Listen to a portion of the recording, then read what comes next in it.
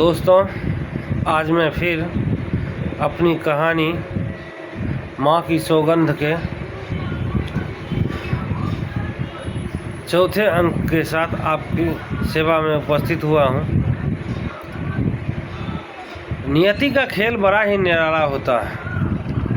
वो जो खेलता है खेल, उस खेल में सारा संसार उसी चक्र में चलता रहता है। नियति ने क्या खेल खेला? काव्या नाम की एक लड़की जो मात्र 16 साल की उम्र में अपने जीवन के में आगे बढ़ रही थी, पढ़ाई कर रही थी, कुछ बनने का लक्ष्य लेकर आगे बढ़ रही थी। और एक तरफ शंभुनाथ महाराज जी महायज्ञ कर रहे थे दिव्य पुंज की प्राप्ति के लिए, ताकि देव शक्ति जन्म ले और अधर्म का नाश करे। और वह पुंज में से नीला पुंज जो मेन देव शक्ति का पुंज था, वो पुंज का काव्या से टकराना और उसके गर्भ में वो अंश के रूप में जन्म लेना। और एक कुमारी कन्या गर्भवती होने के बाद उसके माता पिता द्वारा सताया जाना, ये कोई बड़ी बात नहीं है। लेकिन इतनी कष्ट सहने के बाद काव्या अब बच्चा को जन्म देने वाली है। उसका भविष्य कैसा होगा?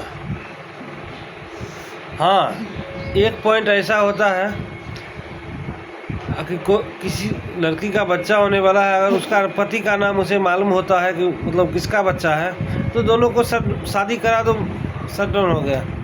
लेकिन खुद उसको भी पता नहीं है कि ये बच्चा किसका था। दर्शकों, जैसा कि मैं जानता हूँ, ये किसी को पता नहीं है असली बाप कौन है उसका। असली बाप कौन है ये आपको आगे कहानी में जाकर पता चल जाएगा। वो लड़के का भी पिता है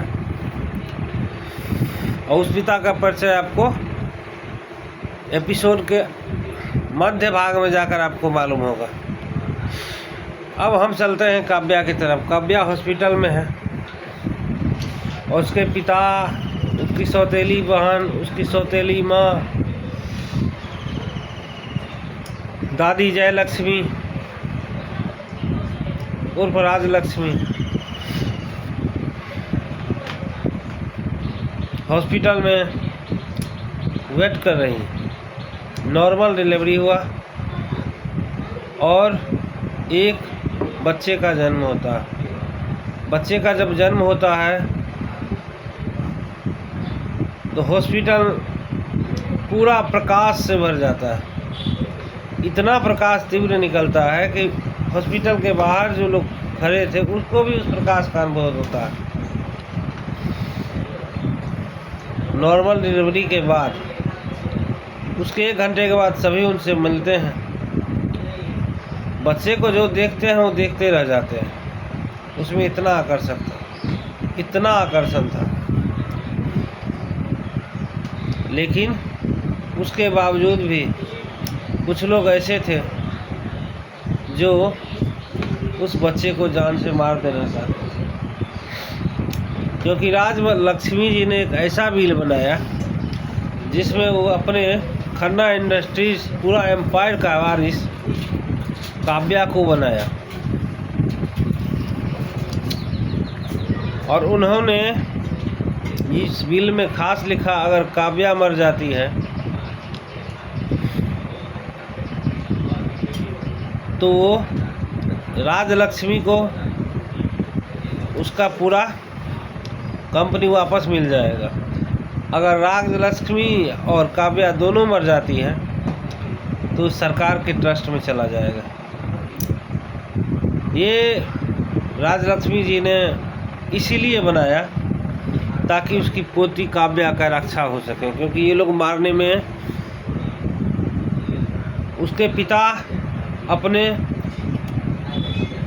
चेहरे, अपने कंपनी का रिपोर्टेशन बचाने में लगा हुआ था, क्योंकि उसको शक था कि उसकी बेटी माँ बनी है। ये जंगल की आग तरह फैल, क्योंकि जो पॉपुलर लोग होते हैं उनकी बातें छिपती नहीं है।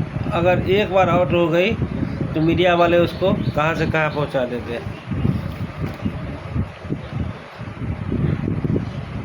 इसी के डर से वो इस मामले को शट डाउन करने में लगा हुआ था, लेकिन जयलक्ष्मी का ये फैसला ने उसे रोक रखा था।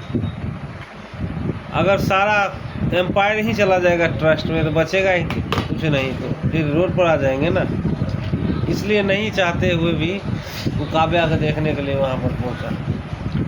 बेचारी काव्या बच्चे के जन्म देने के बाद पहली बार अपनी आंखें खोला 2 घंटे के बाद, और आंख खोलकर पहली बार अपने बच्चे को देखा, और बच्चे को देखते ही इतना आकर्षण हुआ उसको। वैसे भी अपने बच्चे से माँ को आकर्षण होता ही है। अब देखते हैं काव्या के साथ क्या होता है अगले अंक में।